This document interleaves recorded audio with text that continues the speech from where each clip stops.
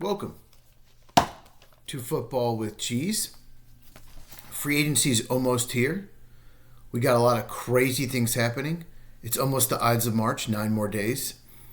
There have been some cap cutting moves, salary cap, some people requesting trades, some extensions, some re-signings.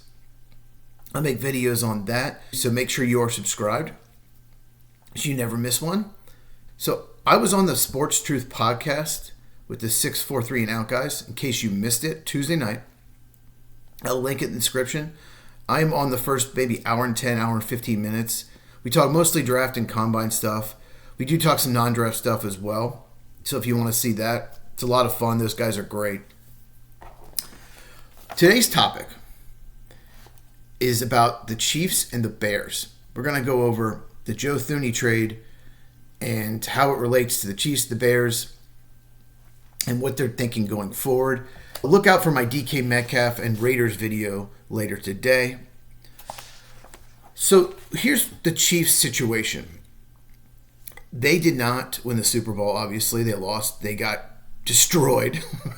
And the main reason they got destroyed was the Eagles were much better on the offense and defensive line. They dominated the trenches. The Chiefs have to get better on the offensive line if they want to get back to the Super Bowl. They've been very successful, been to 5 of the last 6 Super Bowls, won 3 of them. There's been some controversy getting there, but we're going to not talk about that in this video. But the offensive line was clearly an issue, and it's still an issue. So what the Chiefs decided to do was franchise their right guard, Trey Smith. Trey Smith is a good player. I don't think he's a great player, but he's good. He's a good pass blocker. He's a good run blocker. He did not really play well, to me, in the playoffs and in the Super Bowl especially. I don't know why, but he had a really good season. He was a 4th-round pick 4 years ago. I think he fell in the draft. He should have gone higher. I think he fell because there was some kind of medical issue. I can't remember exactly at Tennessee, but there was some kind of red flag where some teams either pushed him down the draft or just took him off the board. And the Chiefs sat there in the 4th round. They're like, okay, we'll get a starting guard. So I get why they franchised him to keep him. He's a lot younger than Joe Thuney. Joe Thuney was traded to the Bears. Joe Thuney or Thuney, I don't know how to say his name. It doesn't matter. He's been one of the best left guards in the league. He was drafted by New England, signed as a free agent years ago by the Chiefs. He's 32 now. When he was like 28, 29, man, he was just elite. He's a 2-time All-Pro. Unbelievable pass blocker. Good run blocker, not great, but good. And I was surprised, a lot of you were, that he was traded to the Bears. The Chiefs clear something like 15, 16 million salary cap, but it leaves a hole at left guard. And they already need a left tackle.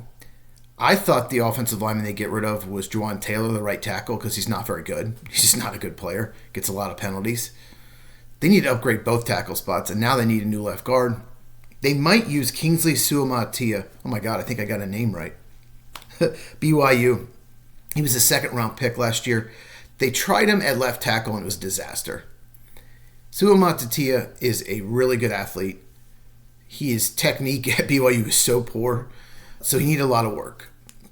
But the talent, the upside is there. So I think the Chiefs are going to try him at left guard. That's just a guess. I do not have any inside information. But that would make sense since they used a 2nd-round pick on him. But he has a lot of upside. But it could be a disaster. They can't go into the season just giving him the job. They have to add someone either in free agency or a mid-round pick as a contingency plan. So I think that's what they're thinking. Let's save money. Maybe the Chiefs are going to use that salary cap money to go after someone like Ronnie Stanley, left tackle for the Ravens, or maybe a Cam Robinson from the Vikings, both free agents, because they've got to get a left tackle. They had to put Joe Thuney out there in the playoffs because they didn't have anyone else that could play it, a guard playing tackle. And Thuney did okay. He's just not a tackle. He's a guard. So that's the Chief perspective. I get it. Just a little surprised. You have downgraded left guard, but you've saved money. So we'll see if that works out for them. We'll see what they do in free agency in the draft. The Bears. So the Chicago Bears, all 3 interior offensive line are free agents. The right guard, the left guard, and the center. So obviously they needed to upgrade. Before they got Tooney, they traded for Jonah Jackson. He's on the Rams. He was a Detroit Lion for 4 years, signed a free agent contract with the Rams to be their starting right guard. 3 years, $51 million. I was shocked. I thought it was an overpay. He was a good guard for the Lions, but nothing spectacular. Really good run blocker, not the best pass blocker. He was a terrible fit for the Rams scheme, for Sean McVay's scheme. They signed him, and he got hurt. He broke his scapula. I almost said that wrong. He broke his scapula and missed most of the season. He played maybe 3 or 4 games, and it just didn't work out. Why the Bears traded for him is their head coach is now Ben Johnson, who was the offensive coordinator in Detroit. So Jonah Jackson did better in Detroit. He fits the scheme the Bears are going to run much better. So he'll play right guard. He knows Ben Johnson. So I understand why they got it. He's a good run blocker.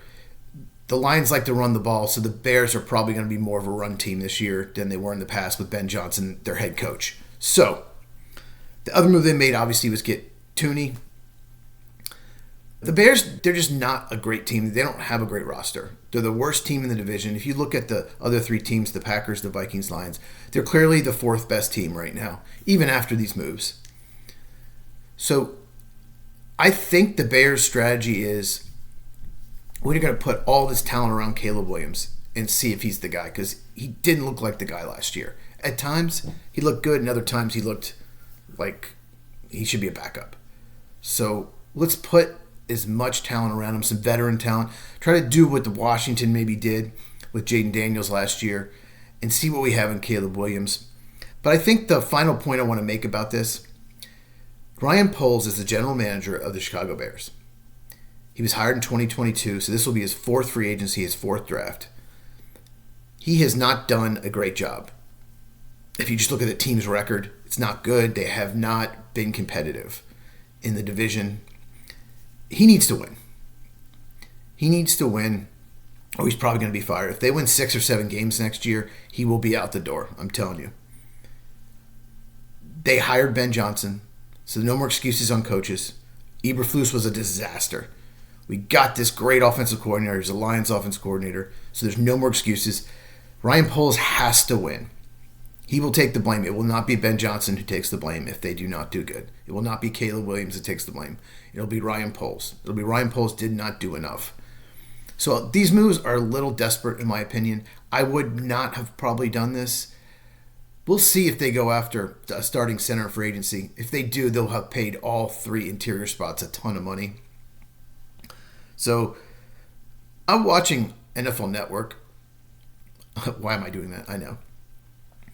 And they're acting like the Bears just have already won the offseason. They're talking about how the Bears, they're going to be amazing and these moves are great. And then they're even hyping Derwin Smythe, that idiot. I can't remember his name. He's on the morning show on NFL Network. Would shut up about Derwin Smythe signing him. He's a blocking tight end, used to be on the Dolphins. They're acting like that's the key factor or something. It's just insane. They hyped the Bears last year. The Bears were going to be that team that breaks out, and they stunk. So NFL Network, ESPN, it's tough to watch some of those shows. They just have some bad people on there, just idiots. Fox Sports is probably worse. But we'll see what happens with the Bears. Like I said, they have a lot of cap room. They signed some veterans last year that didn't work out. Ryan Poles has to get this offseason right, or he's going to be gone. All right, so check out these Combine videos. If you haven't, like, subscribe, turn on notifications. Comment down anything about the Chiefs or Bears. What do you think about the moves? Comments help the channel. We're trying to grow it, so share this video. Anyone who loves football. We are at 59 subscribers. Need one more for 60. Let's get to 60 today, and I'll see you in the next one.